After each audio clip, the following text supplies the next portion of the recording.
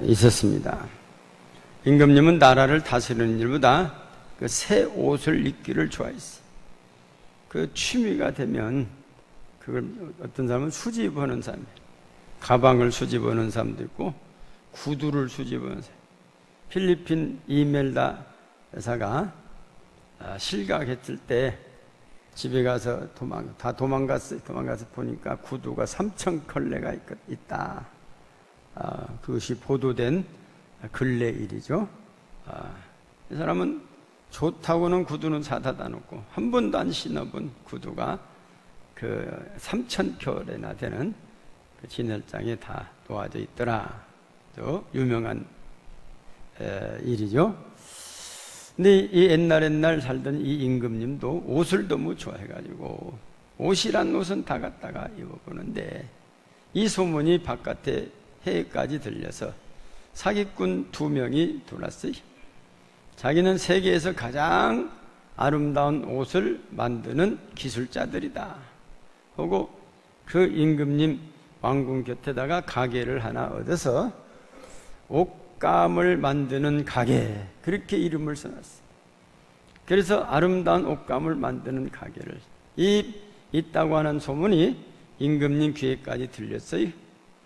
그래서 그 임금님이 그 사람을 불러오라고 했더니 이 사기꾼 둘이 들어왔어요. 자네가 옷감을 아주 세상에서 가장 아름다운 옷감을 만든, 이제 우리는 가장 아름다운 옷감을 만듭니다.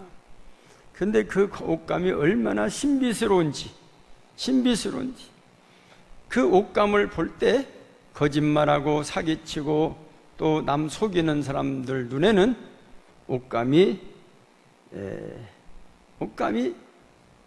보이는데 그렇지 않고 선한 사람에게는 보이지 않습니다. 그렇게 사기꾼이 이야기했어요.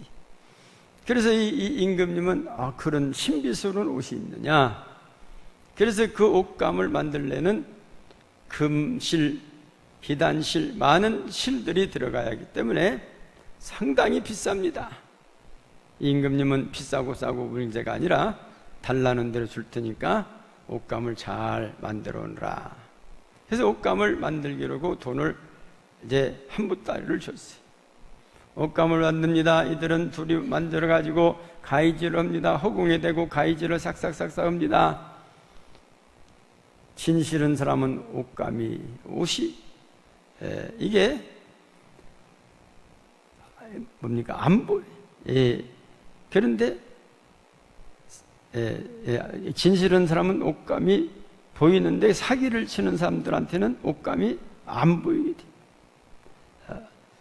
그래서 만드는데 임금이 궁금해갖고 대신을 보냈어요. 나이 드는 늙은 대신들을 보내서 옷감이 어느 정도 잘 진행되고 있는가 보고 오라. 근데 이 대신들도 가서 보니까 깜짝 놀랐어요. 옷감이 안 보입니다. 그러나 옷감이 안 보이면 자기가 거짓말쟁이고 사기치고 이게 도둑놈이라고 하는 소리를 듣기 싫으니까 야, 옷감이 정말로 아름답습니다. 그 사기꾼들은 그러죠. 정말로 신실한 사람 눈에는 아름답게 보이지만 거짓말쟁이 이 사기꾼들한테는 옷감이 안 보이는 것입니다. 그래서 이제 이 대신들이 와서 임금에게 보고합니다. 정말로 옷감이 아름답습니다. 이 임금님이 또 가고 싶었는데 자기가 만일에 그 옷감이 보이면은 이게 자기가 사기꾼처럼 된, 그동안 치부한 돈이 얼마나 많은데 그걸 가지를 못하니까 젊은 대신들을, 깨끗한 대신들을 한번 보내봤어. 아직도 물들지 않은 대신들을 보내왔는데 이 젊은 대신들도 가다 보니까 그 옷집에 가니까 옷감이 안 보여요. 근데 보인다고 하면 자기가 사기꾼의 하나의 사기꾼인 것이 들통나니까 옷감이 막 보이지도 않는 옷감을 보고 아름답다고 막 찬양을 하고 옵니다. 임금님에게 또 그렇게 보고합니다. 그래서 임금님이 이제는 옷감이 됐으니까 옷을 빨리 만들으라고 그래서 이 옷감을 만드는 이 두 사기꾼이 임금님 앞에 옵니다. 와서 이리 재고 저리 재가지고 빨리 옷을 만들어 가져오겠습니다. 해서 갔는데 옷을 갖고 간다고 했는데 대신들이 눈에 안 보이는 것이, 임금님도 눈에 안 보이는 것이, 눈에 보이다 하면은 이게 자기가 이게 사기꾼이라고 들통나니까 다 안 보이면서도 다 봤다고. 그래서 이제 임금님에게 옷을 입힙니다. 옷을 만들어 왔다고 다들 신하들이 정말로 아름다운 옷입니다 하고 임금님이 입었던 옷을 싹 벗기고 그 옷을 입힙니다. 완전히 옷이 다 벗겨졌어요. 임금님은 아름다운 옷을 입은 걸로 착각하고는 이제는 이 거리에 가서 행렬을 하자고 합니다. 임금님이 발가벗은 임금님이 행렬을 하는데 많은 사람들이 박수를 칩니다. 우리 임금님 옷이 너무 아름답다. 이게 임금님이 벗은 것을 아르면 갔다가 이게 곤장을 맞으니까 전부 다 벗은 임금님을 보고도 아름다운 옷을 입었다고 하는 것입니다. 그런데 이게 웬일입니까? 지나가던 어린아이들이 얼라네 꼴라네 얼라네 꼴라네, 우리 임금님은 옷을 안 입었네, 얼라네 꼴라네, 우리 임금님은 옷을 안 벗었네, 다 깨벗어버렸네, 이러고 다니는 겁니다. 그러니까 임금님이 깜짝 놀라서 빨리 왕궁으로 들어가자 해가지고 옷을 입고 명을 내립니다. 그런 사기꾼 놈들을 데려오너라. 그랬더니 벌써 다 간신들이 사기꾼 오고 외국에 도망간 때였다. 외국으로 다 도망가 버렸어요. 이런 이야기가 앤더슨의 발가벗은 임금님이라고 하는 그 동화책에서 나온 겁니다. 이 문학가들이라고 하는 것이, 이 동화는 없는 것을 꼭 있는 것처럼 말을 하는 거예요. 재미가 있잖아요. 이 작가들이라고 하는 것은 그 시대를 풍자해서 글을 쓰는 겁니다.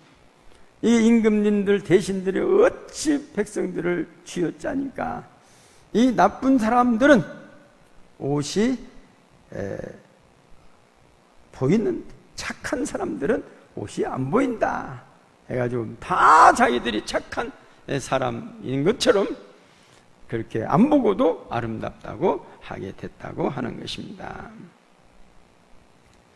그렇습니다. 이 아무리 어려운 이런 시대라 할지라도 악한 시대, 어린아이들은 진실하게 살아가죠. 예수님께서도 어린아이를 데려놓고 너희가 어린아이와 같지 않으면 결단코 천국에 들어갈 자가 없느니라고 말씀하셨습니다. 간신과 충신의 등장은 임금님의 마음에 달려 있어서 자신의 욕심에 국가를 사유화하면 간신이 설치고, 진심으로 국가의 미래를 염려하면 충신이 등용되어 현군 아래서는 백성들이 태평 성제를 누린다는 이 간단한 이치를 설명한 것이라고 할 수가 있습니다.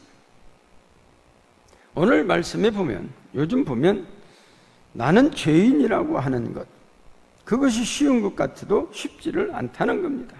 그러나 오늘 말씀은 나는 죄인이라고 하는 것을 우리는 선언해야 한다는 것입니다. 요즘 우리 사회에 해줘야 되는 것은 공주병 들었다 그래요. 저 사람은 또 왕자병도 들었대요. 공주병 시리즈가 있더라고요. 쭉 하니까 제가 그 말을, 첫째가 내 몸매는 항상 55인치야. 55가 얼마나 되는가 모르겠어요. 개미 허리 같은 것 같아.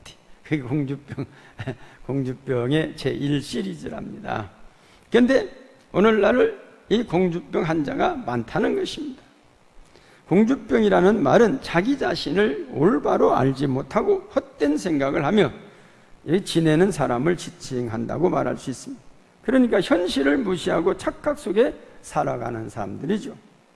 고대 그리스도의 철학자 소크라테스는 그리하여 너 자신을 알라는 유명한 말을 남겼습니다. 자기 자신을 똑바로 안다는 것은 정말 중요한 겁니다. 인생이나 비전이나 발전은 현재 자신의 상태를 파악하는 일에서부터 시작하기 때문입니다. 자신이 어떠한 사람인가를 깨닫는 것이 인생의 출발점이기 때문입니다. 오늘 성경에서는 내 자신이 어떠한 사람인지를 정확하게 알려주고 계십니다. 우리 9절 말씀을 한번 다 같이 보시겠습니다. 시작. 그러면 어떠하냐? 우리는 나으냐? 결코 아니라. 유대인이나 엘라이나 다 죄 아래 있다고 우리가 이미 선언하였느니라. 할렐루야. 무엇보다도 나는 죄인이라고 선언한다는 것입니다. 유대인보다도 나은 것이 없습니다. 이방인보다도 나은 것이 없습니다. 이방인도 유대인들도 다 나을 것이 없다는 것입니다. 죄인이라는 점에서는 유대인이나 이방인은 구별이 없는 것입니다. 그래서 오늘 10절 말씀에는 의인은 없나니 하나도 없다고 하는 것입니다. 사실 사람들은 내가 죄인이라는 것을 깨닫고 인정하기를 싫어한다는 것입니다. 특별히 죽을 수밖에 없는 더러운 죄인이라는 부분에서는 더욱더 그렇게 합니다. 죄인이라고 하면 다 좋아할 것이 없다는 거예요. 이런 이야기가 있어요. 실질적으로 있던 이야기. 어느 교회에서 목사님께서 새신자가 왔어요. 보니까 새신자가 공주병에 들린 새신자 같아. 너무나 아름다운 옷을 입고 진짜 있는 반지 다 끼고 와서 너무나 아름답게 오고 왔어요. 이제 새신자가 와서 자기 그 당회장실로 모시고 가서 교육을 시킵니다.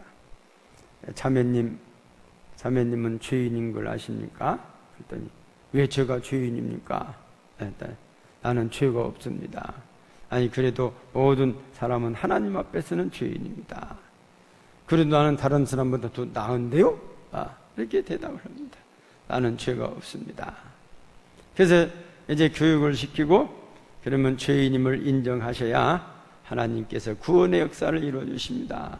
그래서 이제 그러면 제가 나도 좀 생각해 보니까 죄가 좀 있네요. 그래서 죄인임을 인정하고 이제 기도를 시작했어요. 기도를 시작했더니 눈을 벌떡 뜨고 목사님 나는 그런 죄인은 아닙니다. 그랬다는 이야기가 있어요. 우리 자기 죄를 인정하기가 쉽지 않다는 것입니다. 그러나 오늘 말씀은 죄 아래 있다고 우리가 이미 선언했다는 것입니다. 믿음의 시작은 뭡니까? 나는 죄인이라고 선언하는 데서부터 믿음이 시작된다는 것입니다.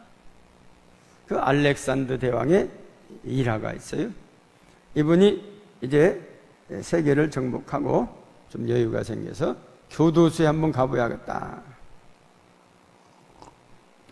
그 교도소에서는 그 포로들도 많이 가 있고 그래서 교도소를 가는데 이 교도관이 대왕이 오신다는 말을 듣고 수행원들이 쭉 따라가는데 청소는 깨끗을 뿐이라 이 죄인들을 연병장에 다 세워놨어요.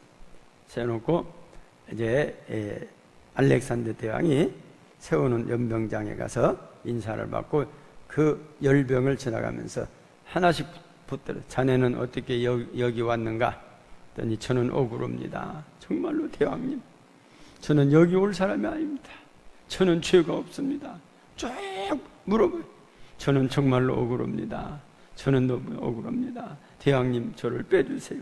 그런데 가다 보면 하나가 대왕님 저는 너무나 죄인입니다. 마땅히 여기 와서 이렇게 살아야 할 죄인입니다. 정말로 죄송합니다. 죄인입니다. 이걸 들은 거예요. 다 죄인이 아닌데 이 죄인이 하나 있는 거예요. 그래서 대왕이 결단합니다. 같이 수행원 법무장관에게 이 사람 여기는 전부 다 의인들만 있는데 죄인이 하나 있네? 여기 죄인들이 섞여서 사람은 물들은 게 그 죄인은 당장 석방시켜. 그 명령을 내렸다고는 이야기가 있습니다. 그렇습니다. 죄를 자기가 인식하기가 쉽지 않다는 것입니다. 자기의 죄를 인정함으로 용서받게 된 것입니다. 그리하여 예수님께서도 그렇습니다. 누가복음 18장 13절 이하 말씀 보면 세리는 멀리 서서 감히 눈을 들어 하늘을 쳐다보지도 못하고 다만 가슴을 치며 이르되 하나님이여 불쌍히 여기소서 나는 죄인이로소이다. 그랬더니 내가 너에게 이르노니 이에 저 바리새인이 아니고 이 사람이 의롭다 하심을 받고 그의 집으로 내려갔느니라. 무릇 자기를 높이는 자는 낮아지고 자기를 낮추는 높아지리라 하시니라. 이 바리새인은, 이 죄인은, 세리는 자기가 죄인임을 고백했을 때 예수님께서는 이 사람의 그 죄가 씻김을 받았다고 하였습니다. 누가복음 23장 39절 이하 말씀 보니까도 그랬습니다. 예수님께서 십자가에 달리실 때 양쪽에 두 강도가 달렸습니다. 하나는 예수님을 모욕합니다. 침을 뱉고 모욕합니다. 네가 하나님의 아들이면 뛰어내리고 우리도 뛰어내리게 해라. 조롱을 합니다. 그러나 안쪽에 있는 이 강도 행악자는 말하기를 아니다. 우리는 마땅히 우리가 진 죄로 인하여 이렇게 십자가에 달릴 수밖에 없지만 이분은 십자가에 달릴 일이 아무것도 없는 분이다. 그래서 선생님이여 나를 불쌍히 여겨주시고 나를 생각해 주시오 할 때 예수님께서 뭐라고 하십니까? 오늘 너와 내가 함께 낙원에 있으리라. 할렐루야. 자기가 죄인임을 고백한 이 강도는 언제 세례받을 기회도 없어. 그러나 자기가 죄인임을 인정했을 때 예수님께서 그 죄를 다 씻어주시고 낙원에 있으리라고 말씀하셨습니다. 또한 두 번째, 의인이 없는 세상에서 분명히 의인이 있다는 것입니다. 앤더스의 동화에서 세상 사람들이 모두 다 거짓 속에서 살아가고 몸살이면서 흰 것을 검다고 하고 검은 것을 흰 것이라고 살아간다고 하여도 순진한 아이, 거짓을 모르는 아이들은 진실되게 거짓된 세상에서 때묻지 않고 살아간다는 것처럼 하나님의 부름받은 자들도 역시 의인으로 살아가는 사람들입니다. 믿음으로 살아간다고 하는 것은 곧 의인으로 살아간다는 것입니다. 로마서 5장 1절 이하 말씀 보면 그렇습니다. 그러므로 우리가 믿음으로 의롭다 하심을 받았으니 우리 주 예수 그리스도로 말미암아 하나님과 화평을 누리자. 우리가 비록 믿음으로 인하여 우리를 의인으로 인정해 주시고 하나님의 자녀로 인정해 주셨다는 것입니다. 요한복음 1장 12절 우리 같이 보시겠습니다. 요한복음 1장 12절 보면 요한복음 1장 12절 영접하는 자 같이 보십니다. 나왔네요. 시작. 영접하는 자 곧 그 이름을 믿는 자들에게는 하나님의 자녀가 되는 권세를 주셨느니라. 할렐루야. 우리가 믿음이 있을 때 믿음으로 의롭게 되고 이런 의로운 자들이 하나님 우리 예수를 영접함으로 우리는 하나님의 자녀되는 권세를 받게 되는 것입니다. 그래서 인내는 연단은 소망을 이룬다고 하였습니다.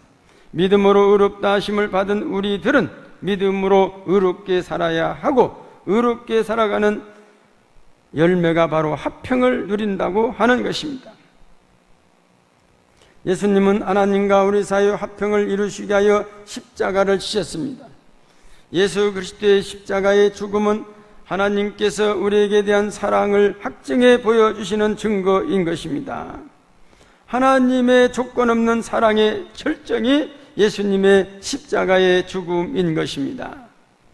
하나님과 우리 사이에 막힌 담이 있는데 그 막힌 담을 주님께서 십자가의 보혈피로 다 헐어내 버렸다는 것입니다. 하나님과 우리의 막힌 담을 헐어내 보니까 이제는 하나님과 우리 사이에 1대1의 관계로 우리는 하나님의 그런 용서와 사랑을 받는 존재들이라고 하는 것입니다. 그래서 하나님은 우리에게 조건 없이 우리에게 사랑으로 독생자를 주셨습니다. 요한복음 3장 16절 우리가 잘 아는 말씀도 하나님이 세상을 이처럼 사랑하사 독생자를 주셨으니 이는 그를 믿는 자마다 멸망치 않고 영생을 얻게 하려 하심이라. 할렐루야. 우리는 하나님의 자녀가 됨으로 하나님의 영광에 이르게 되고 언제나 우리는 영생을 주신다는 것입니다. 단번에 십자가에서 죽으심으로 조건 없는 사랑을 실천하신 것입니다. 그러므로 믿음 안에는 조건 없는 주님의 사랑에 감사함으로 살아가게 되는 의인된 삶을 살아가게 되는 것입니다. 이 세상에 어떤 것도 죄를 씻어낼 수가 없습니다. 그렇기 때문에 의인이 없는 것입니다. 죄가 없어야 의인이라고 하는데, 그러나 우리는 주님을 영접함으로 우리가 죄 용서함 받음으로 죄 씻음 받음으로 우리는 의인된 삶을 살아간다고 하는 말씀인 것입니다. 또한 세 번째, 의인은 세상 바라보고 사는 사람이 아니라 하나님 바라보고 사는 사람입니다. 하나님을 바라보고. 이 세상 사람은 어떤 사람이냐? 오늘 말씀 쭉 보면 10절 18절 쭉 보면 우리 세상 사람들은 어떤 사람이냐? 오늘 말씀에 다 나와 있죠. 기록된 바 의인은 없나니 하나도 없으며 깨닫는 자도 없고 하나님을 찾는 자도 없고. 이 세상 사람들이 하나님을 찾는 사람도 없어요. 다 치우쳐 함께 무익하게 되고 선을 행하는 자가 없으니 하나도 없고 그들의 목구멍은 열린 무덤이요 그 혀로는 속임을 일삼으며 그 입술에는 독사의 독이 있고 그 입에는 저주와 악독이 가득하고 그 발은 피 흘리는 데 빠른지라. 파멸과 고생이 그 길에 있어 평강의 길을 알지 못하였고 그들의 눈앞에 하나님의 두려움이 없느니라. 이게 세상 사람들의 모습을 사도 바울이 여기에 기록을 해놓게 됐습니다. 그렇습니다. 이 세상 사람들은 죄로 인하여 저들의 모든 속임수로 살아가고 있습니다. 어거스틴은 이런 말을 했어요. 두 종류의 사람이 있다. 하나는 죄인임을 아는 죄인이 있고 또 한 부류는 의인이라고 하는 죄인이 있다라고 하는 것입니다. 자기가 의롭다는 것이. 그러나 그 사람도 죄인이라. 나는 죄인입니다 하고 고백하는 죄인도 있다는 것이. 그 사람은 믿음으로 의롭게 된다는 것입니다. 둘 다 죄인이지만 하나는 자신의 죄를 알고 또 다른 하나는 자신의 죄를 알지 못한다는 것입니다. 자신이 죄인임을 아는 사람은 그래도 소망이 있습니다. 그러나 자신들의 죄를 알지 못하는 사람은 소망이 없는 것입니다. 우리 어둠 속에서 보면 칠흑같이 없다. 그 어둠 밤에 불이 꺼지고 바깥에 뭐 달도 안 뜨고 커튼을 쳐놓으면 모든 것이 다 캄캄하게 없어요. 하얀 것도 소용없어요. 다 캄캄해요. 그 거기에 하얀 것에다가 잉크, 검정 잉크를 부숴놔도 몰라요. 그러나 태양이 밝은 빛으로 나오게 되면 티만 묻어도 알아요. 아이고 티만 묻었다 이렇게 되는 거예요. 티만 묻어도 알아요. 우리 그리스도인들은 뭡니까? 우리 그리스도인들은 바로 이렇게 하나님 아래 살기 때문에 죄 아닌 것이 없다는 것이죠. 그러나 세상 사람들은 어둠 속에 살기 때문에 죄가 무엇인지를 모르는 거예요.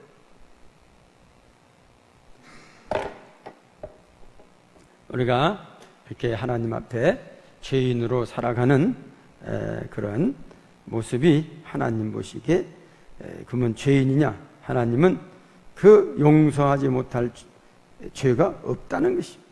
그 십자가의 보혈 피로 모든 죄를 다 용서하여 주신다는 것입니다. 우리가 죄를 이 동남아시아를 여행해 보면은 그 우상을 너무 많이 생겨요. 뭐 관광지 가면 우상천지. 그들의 중심이 뭐냐? 자기 죄를 씻으려고. 자기 죄를 씻으려고. 근데 그게 안 씻혀지는 거예요. 죄는 예수 그리스도의 보혈 피로만이 씻혀지는 거예요. 제가 중학교 다닐 때 교복을 입는데 여름에 하얀 교복, 그게 교복이요. 그래서 여름에 더우니까 잠깐 벗어서 이 등 뒤에다가 놨어요. 의자 뒤에다 놨는데 내 뒤에 있는 아이가 잉크병을 한 병을 엎그러고 있어요. 저도 여기 보니까 물병이 엎그러졌는데 물이 얼마 없어져 다니네. 잉크병이 엎그러져 버렸어요. 그랬더니 제 등허리로 잉크가 쫙 이렇게 왔어요. 네, 어머니가 교복이 한 벌뿐이요. 옛날엔 단벌이 교복이. 그것도 없어서 위에 선배들 거 얻어 입는 교복이 많이 있어요. 옛날에는 다 그렇게 살았어요. 교복이 하나. 두 벌 있는 아이들은 10%도 안 돼요. 그렇게 다가 좀 돈 있는 사람은 두 벌을 사.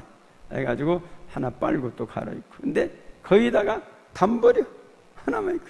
근데 마침 때가 토요일 날인데 토요일 날 와서 옛날에 토요일 날 학교 갔잖아요.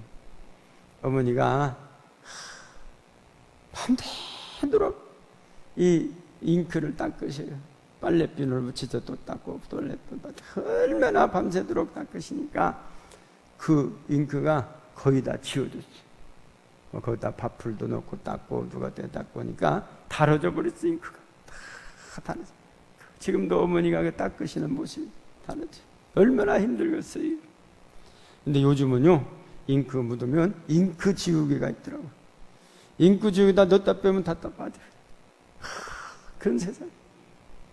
밤새도록 안 있더라도 그냥 넣었다가 빼면 깨끗해지는 거예요. 우리 죄도 마찬가지예요.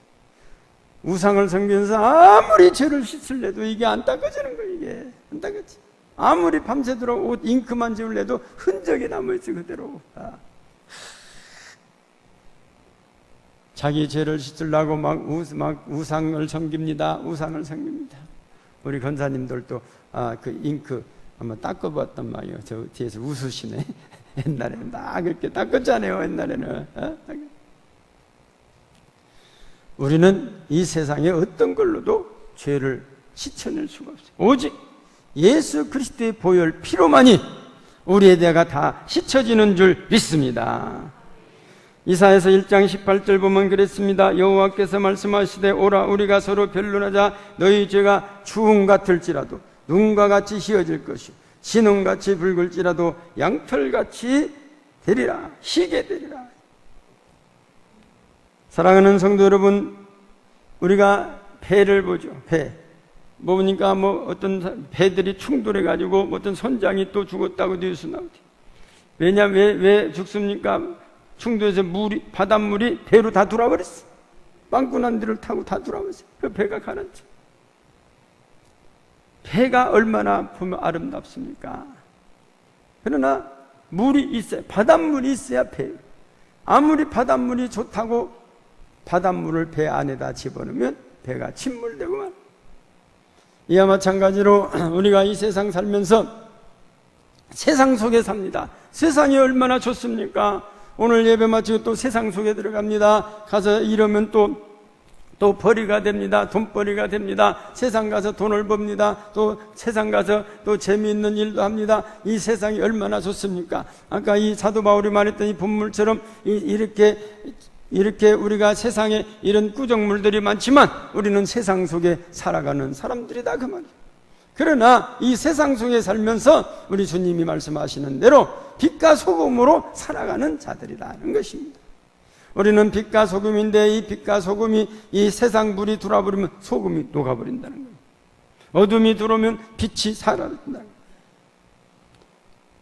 사랑하는 성도 여러분, 그렇기 때문에 우리는 믿음으로 의롭다심으로 의롭게 살아가요. 그래서 주님께 영광 돌리는 귀한 우리 성도님들이 다 되시기를 주님의 이름으로 축원합니다. 기도하시겠습니다.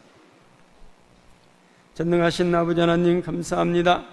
아버지 하나님이여, 우리를 이렇게 또 사랑하시고 이 죄악 가운데 살아가게 하면서도 예수 그리스도의 보혈 피로서 우리는 의롭다 하심을 잊게 하시고 이제는 세상의 빛과 소금으로 살아갈 수 있게 하신 아버지께 감사와 영광과 찬양 드리며 주님께 영광 돌리는 귀한 믿음의 믿음을 더하여 주옵소서. 예수님 이름으로 기도드리옵나이다. 아멘.